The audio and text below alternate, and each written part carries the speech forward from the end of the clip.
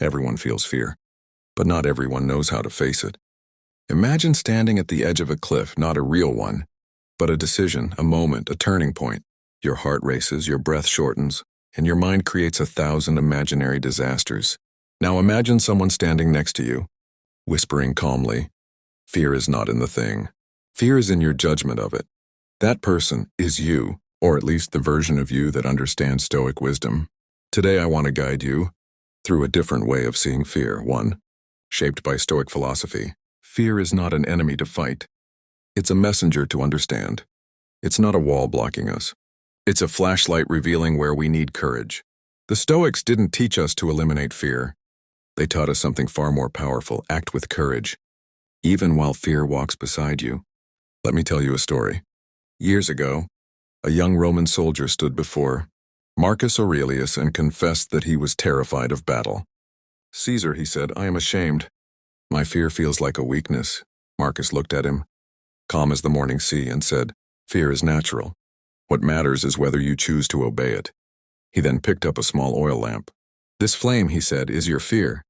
Touch it, and you will feel pain. But if you understand it, you can use it to see in the dark. Fear is like that little flame. If you avoid it completely, you walk blind. If you panic and fall into it, you burn. But if you learn to work with it, it becomes light."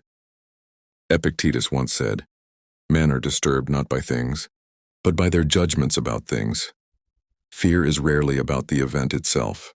It's about our imagination, our mind running simulations of things that might never happen. You're not afraid of the presentation. You're afraid of embarrassing yourself. You're not afraid of taking a risk. You're afraid of losing control. You're not afraid of uncertainty. You're afraid of being unprepared. Fear is the story you tell yourself before anything even happens. So how do we reshape that story? The Stoics begin with the dichotomy of control. Ask yourself, is this fear coming from something I control or something I don't? You don't control outcomes, but you control your effort, your actions, your decisions, your character. When fear tries to drag you into the future, return to this sentence: I don't control the future. I control what I do now. Then comes another Stoic tool: premeditatio malorum, preparing for adversity. You calmly imagine the worst-case scenario, not to create anxiety, but to reduce it. Because the mind realizes, even if this happens, I will survive. When you face fear deliberately, it loses its power. Next, remind yourself of your own history. Fear says you can't handle this, but your past proves otherwise. You've overcome challenges you once thought would break you. You've survived days you thought would end you. Every victory, every lesson, every scar is evidence that fear is lying. Your history is your proof. Then return to the present. Seneca said, "We suffer more in imagination than in reality." Fear lives in the future. Calm lives in the now. When fear rises, breathe. 4 seconds inhale. 4 seconds hold. 6 seconds long exhale. It resets your nervous system and brings your mind back to the moment. And ask yourself one powerful question: is this fear trying to grow me? Not all fear is an obstacle. Sometimes fear appears because something is new, challenging, or unfamiliar, but that fear is a compass. It points directly toward your next level of growth.